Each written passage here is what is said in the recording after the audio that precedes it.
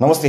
Facebook लाइभमा जोडिनुभएका दर्शकहरूलाई स्वागत गर्छु। धेरै समयको अन्तरालपछि यसरी जोडिन पाएको छु।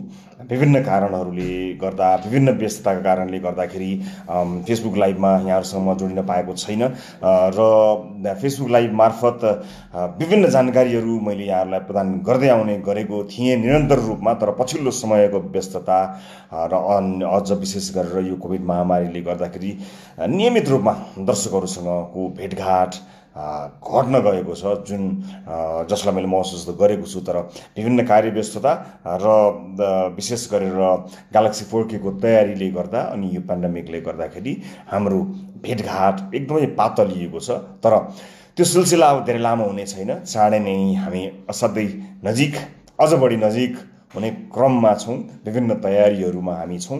यदि यो पेन्डेमिक यस्तो नभइदिएको भए, कोभिडको दोस्रो लहर नभएको भए, अहिले तपाईँ हाम्रो भेट ग्यालेक्सी 4K मार्फत सम्भवतः भइ नै सक्ने थियो।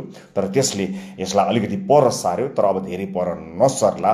सम्भवतः लकडाउन खुकुलो हुने सङ्केतहरू केही देखिएका छन्। यद्यपि तपाईँले आफ्नो होसियारीमा भने काहीँ कतै कमी नराख्नुहोला। म यहाँलाई विनम्रतापूर्वक यो पनि अनुरोध गर्न चाहन्छु। र चाँडै नै भेट हुनेछ। सम्भवतः अर्को हप्ता ग्यालेक्सी 4K बारे विशेष जानकारी यहाँहरू समक्ष प्रस्तुत गर्नेछु। र आज भने म कामका कुराबारे केही जानकारी दिन यहाँहरू समक्ष आएको छु।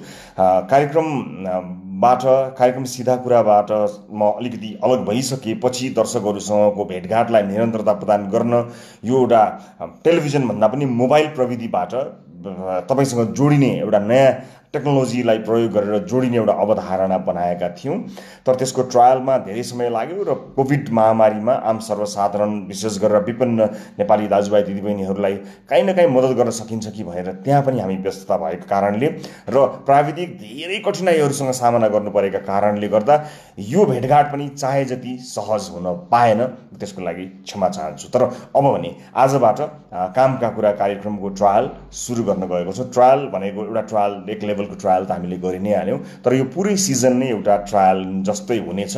यो कस्तो हुन्छ, के हुन्छ, कसो हुन्छ भन्ने कुरा यसै भन्न किन पनि सकिन्न भने यस्तो किसिमको काम, यस्तो किसिमको प्रयास पहिला भएको हामीले पाएका छैनौँ। अन्यत्र छ कि थाहा छैन। हाम्रो एकदमै संसारमै नभएको चिज हो यो भन्ने क्लेम त होइन, तर मेरो जानकारीमा आएको छैन, हाम्रो टिमलाई आएको छैन। जुन रेफरेन्सलाई लिएर यसको लागि यस्तो चिज चाहिँदो रहेछ, यो गर्नुपर्ने रहेछ भनेर त्यो रेफरेन्स पाउने प्राविधिक ठाउँहरू हामीले पाउन सकेनौँ। त्यस कारणले ट्रायल गर्दै त्यो एररहरूलाई सल्भ गर्दै गर्नुबाहेक हामीसँग विकल्प थिएन।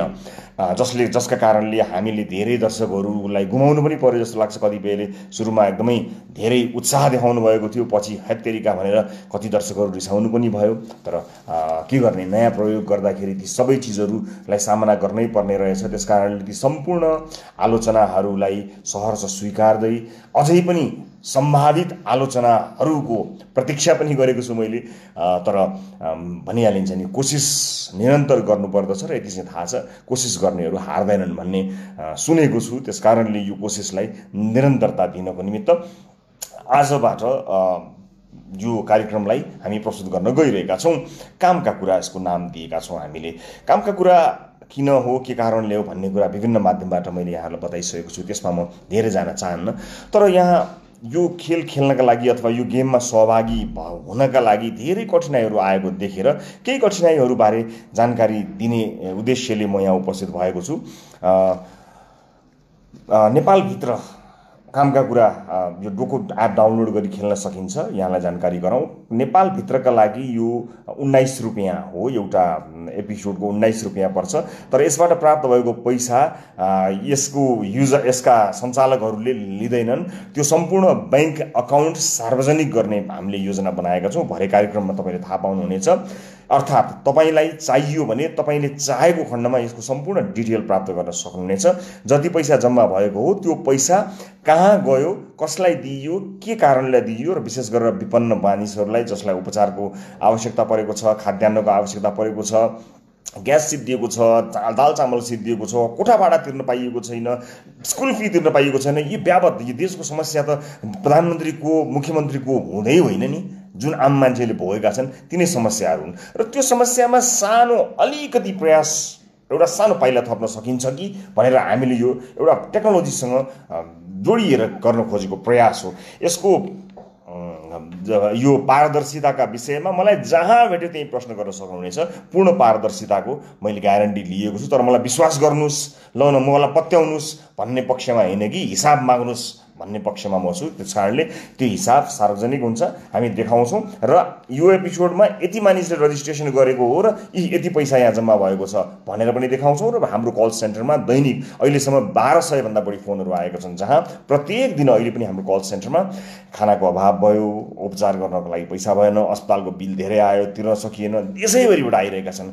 तिनै कुराहरूमा हामीले निरन्तर खर्च गर्दै आएका छौँ र यसैलाई निरन्तरता प्रदान गर्छौँ। हामीले सहयोग अपेक्षा नगर्दै पनि सहयोगी मनहरूले गर्नुभएको सहयोगलाई अहिले समन्वय गरिआएका छौँ। तर सधैँ दिएर, सधैँ चन्दा लिएर मात्र यो समस्याको समाधान गर्न सकिन्छ त? पक्कै पनि सकिँदैन हो। त्यसका लागि यो क्विजका माध्यमबाट हामीले समाजमा एउटा प्रयोग गर्न खोजेका हौँ। थाहा छैन सफल हुन्छ अथवा हुँदैन, थाहा छैन, तर उद्देश्य पवित्र छ।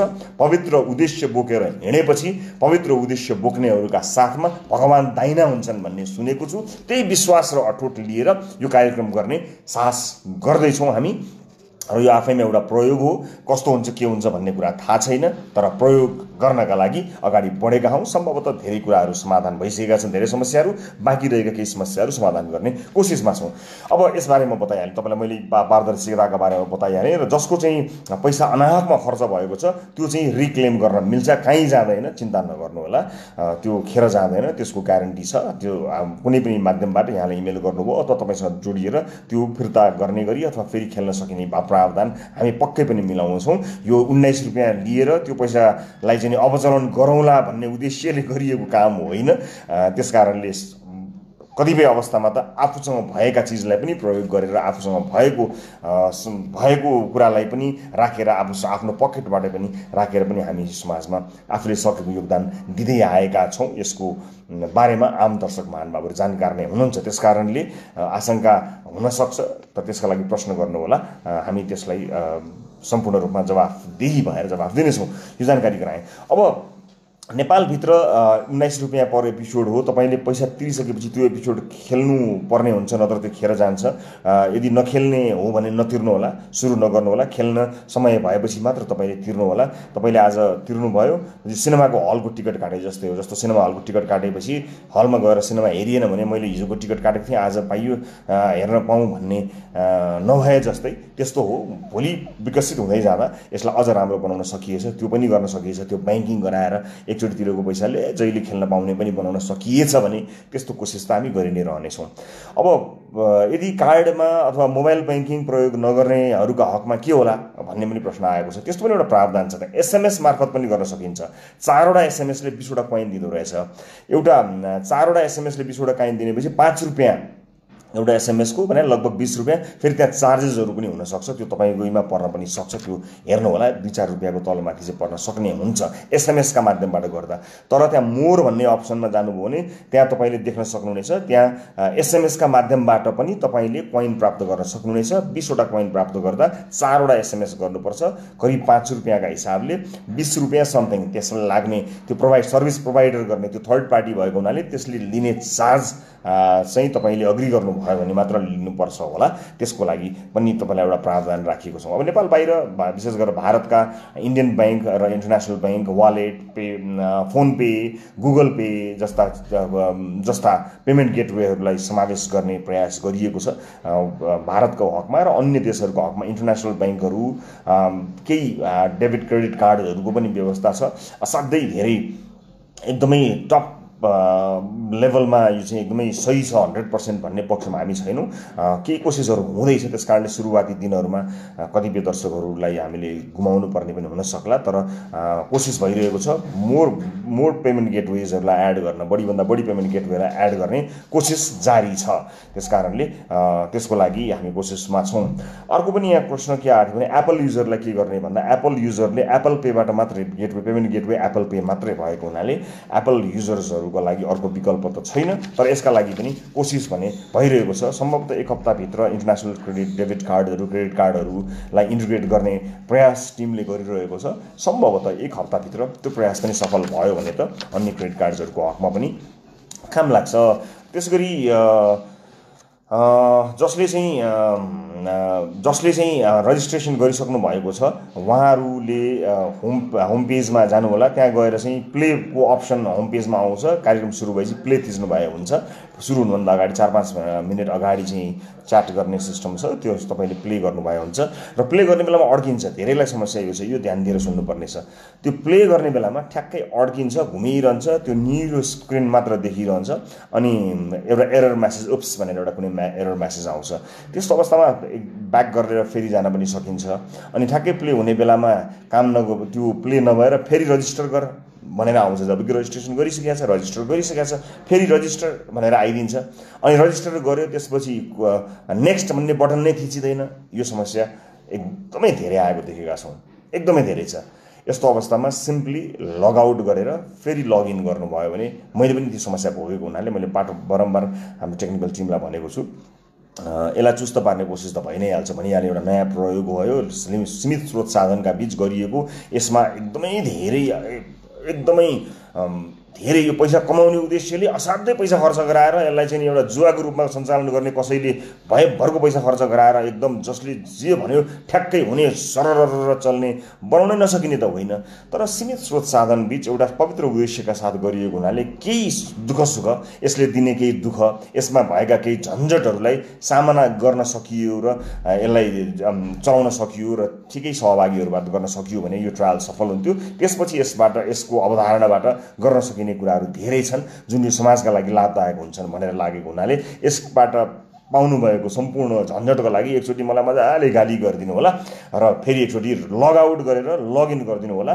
अधिकांश केसमा यति भए चल्छ, सिम्पल छ। लगआउट गरिदिने र त्यसपछि लगआउट गरिसकेपछि फेरि लगइन गर्दाखेरि अधिकांश केसमा त्यो लगइन एकचोटि लगआउट गरेर लगइन गरिसकेपछि हुन्छ। मैले यो महसुस गरेको छु। धेरैले गर्नुभएको प्रश्न, धेरैले सोध्नुभएको कुरा यो छ। त्यसकारणले यसलाई मैले फेरि पनि बताउँछु। तपाईँले महसुस गर्नुभएको, तपाईँले देख्नुभएको यो समस्या र मैले पनि प्लेयरको रूपमा, सञ्चालकको रूपमा होइन, प्लेयरको रूपमा देखेको एउटा समस्या म फेरि पनि बताउँछु तपाईँलाई।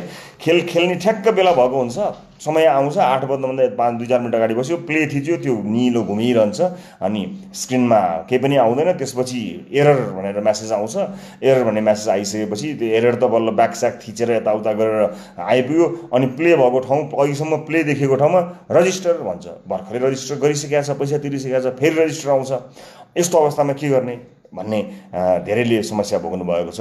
त्यस्तो अवस्थामा मोर भन्ने अप्सन छ दाहिनेपट्टि, त्यो मोर भन्नेमा जाने। सबभन्दा पहिला मलाई गाली गर्ने, त्यो पनि एउटा काम लाग्दो रहेछ। हाम्रो चाहिँ एउटा यो नेपाली ट्रिक हुन्छ नि, कहिलेकाहीँ त्यो कुनै सामानहरू ढ्याङ हानेपछि काम लागे जस्तै मलाई गाली गरेपछि पनि धेरै काम हुन्छ यहाँ फेरि। त्यस कारणले एकचोटि मजाले मलाई गाली गर्ने, त्यसपछि मोरमा जाने। मोरमा गइसकेपछि तपाईँले लगआउट गर्ने अनि फेरि एकचोटि समय भयो भने लगआउट गर्ने टाइमलाई फेरि एकचोटि मलाई गाली गर्ने अनि फेरि लगइन गर्ने। लगइन गरिसकेपछि मजाले चल्छ। यो मेरो अनुभव हो।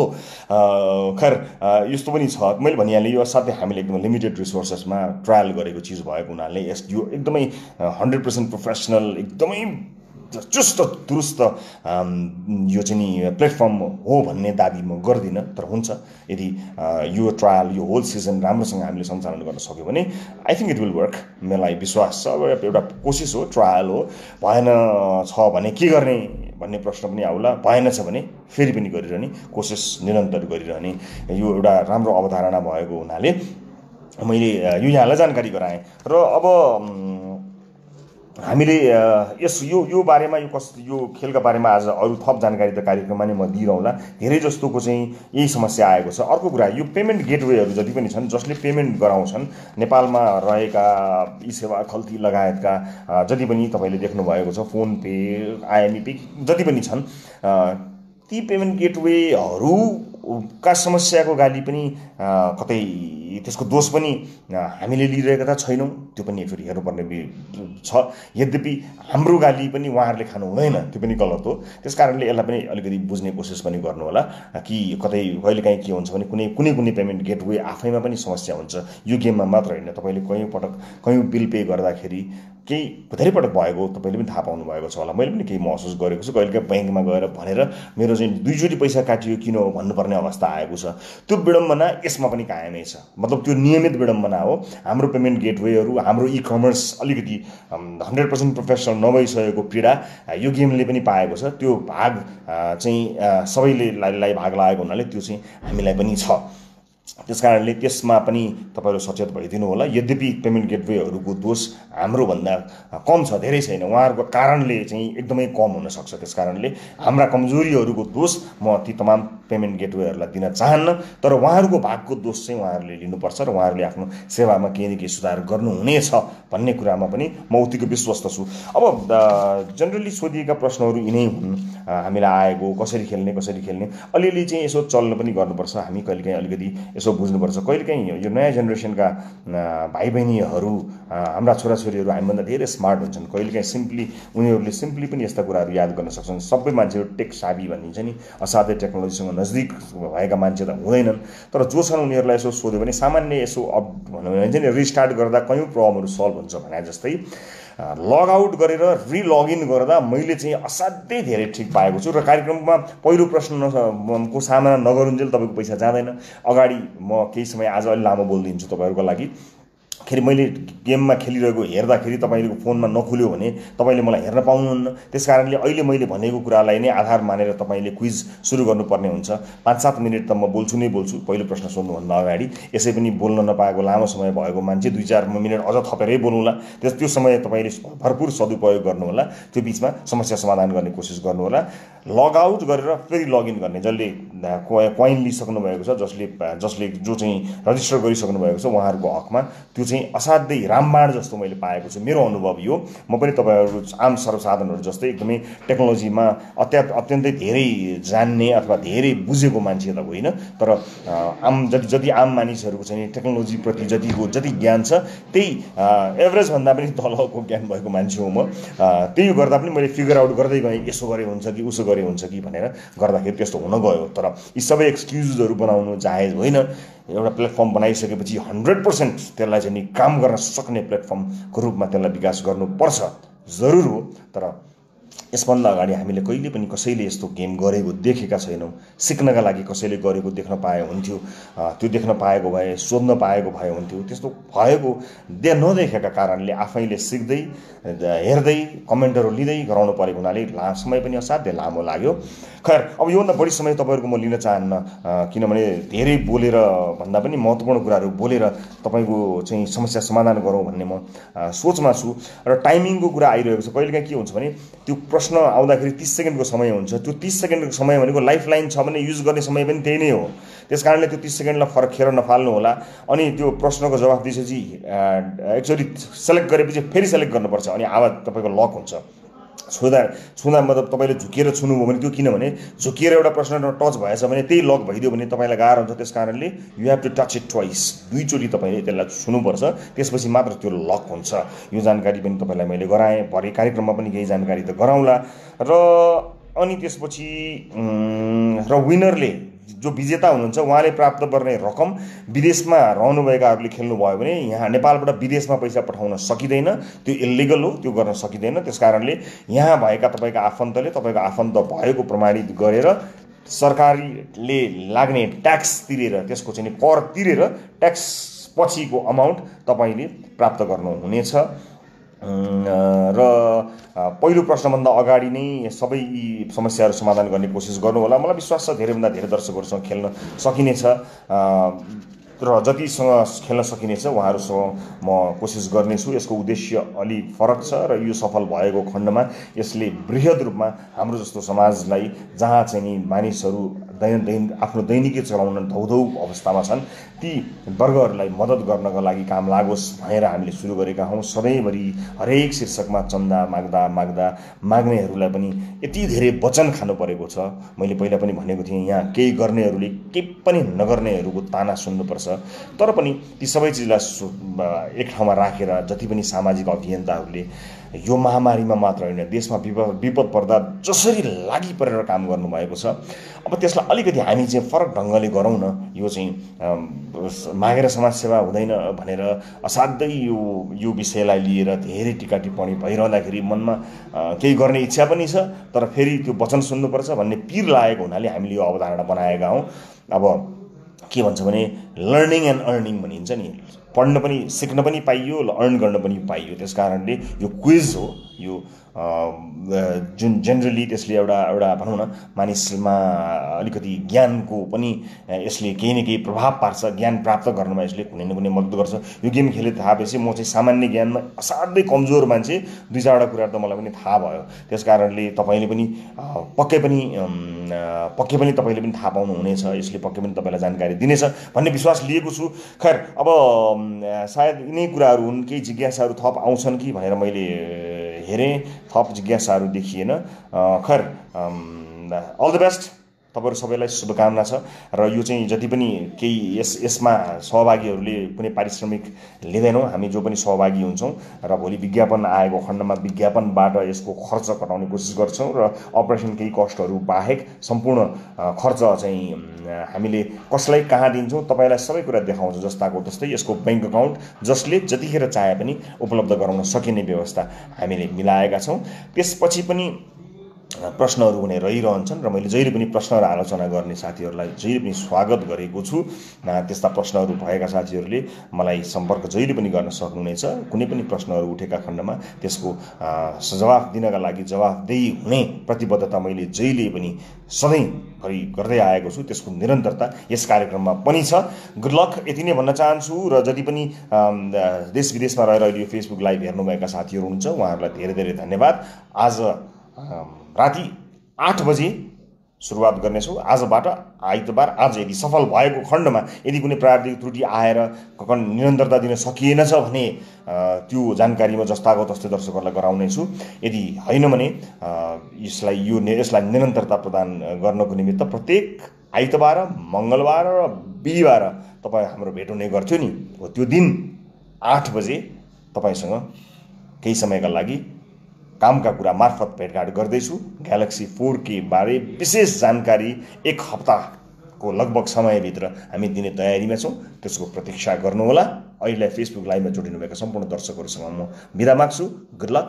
आज बेलुका सम्भव भएसम्म यो विभिन्न समस्याहरूलाई चिरेर रजिस्ट्रेसन मार्फत गेम खेल्न सफल हुन सक्नुहुने दर्शकहरूसँग भेटघाट गर्नेछु। डोको एप्लिकेसन डाउनलोड गरी तपाईँ यो खेलमा सहभागी हुन सक्नुहुनेछ। आउनुहोस्, यो गेम यस्तो गेम जहाँ कसैले पनि नहारोस् भन्ने हाम्रो अभिप्राय छ। अहिले बिदा चाहन्छु। भरे राति 8 बजे भेट्नेछु। नमस्ते।